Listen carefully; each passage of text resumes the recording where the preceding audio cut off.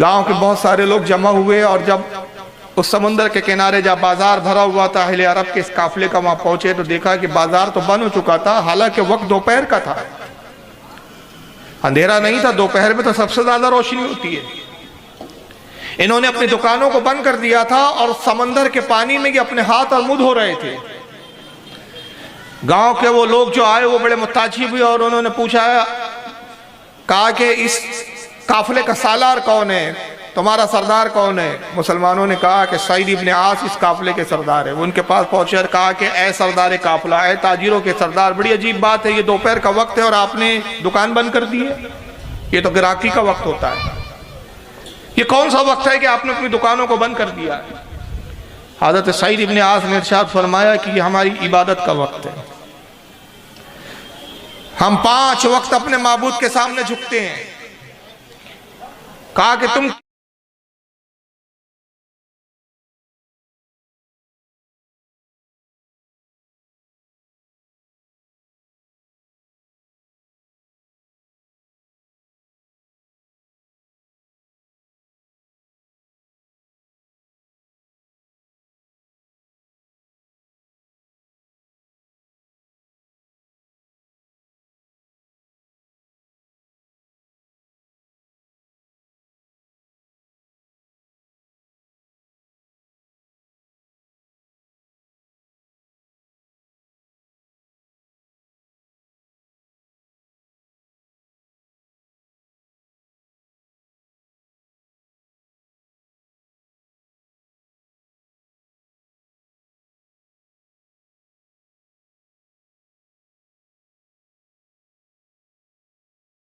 انہوں نے کہا کہ اب ہم بھی دیکھیں گے کہ تم کس طرح اپنی پوجا اور عبادت کرتے ہو۔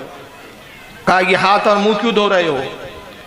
کہا کہ ہم اس لیے ہاتھ اور منہ دھو رہے ہیں کہ ہمارے پیغمبر نے ہمیں حکم دیا ہے کہ جب تم اپنے معبود کی بارگاہ میں کھڑے ہو تو اپنے آپ کو صاف ستھرا کر لیا کرو۔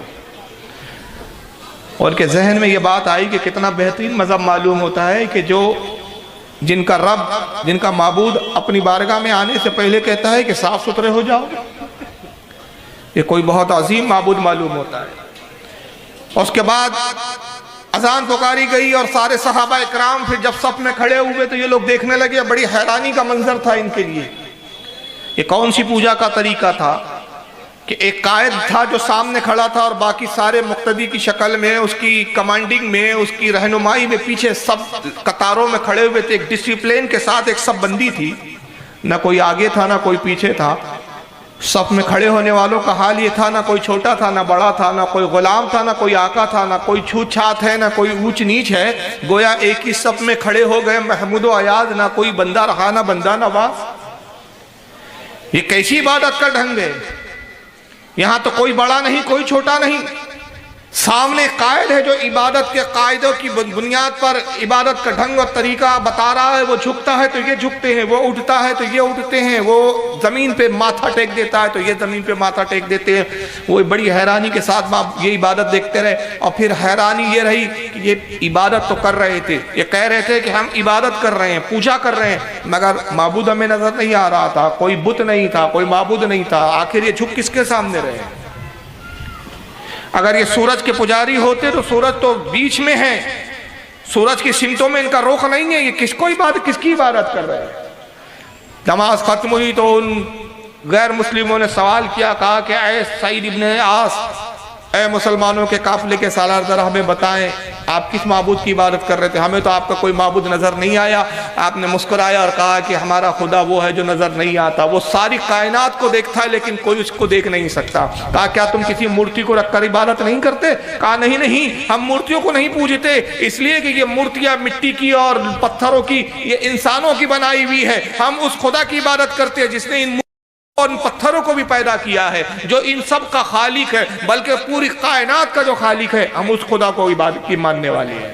کہا کہ وہ خدا کیا زمین پر نہیں اترتا؟ کہا نہیں، وہ خدا نہیں کہ جو زمینوں میں سما جائے۔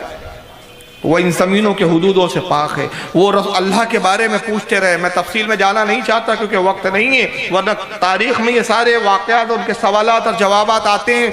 الغرض مختصر یہ کہ وہ سوال کرتے رہے خدا کے بارے میں، اور حضرت سعید ابن عاص خدا کی معرفت بتاتے رہے۔ نتیجہ یہ ہوا کہ جب گفتگو ختم ہوئی تو ان جو خریدار تھے، جو خریدار بن کر آئے تھے، انہوں نے کہا اے سالار قافلہ، ہم تو چیزوں کو خریدنے آئے تھے، تم نے ہمارے دلوں کو خرید لیا ہے، ہم بھی اس مذہب میں داخل ہونا چاہتے، بتاؤ اس کے لیے ہمیں کیا کرنا پڑے گا؟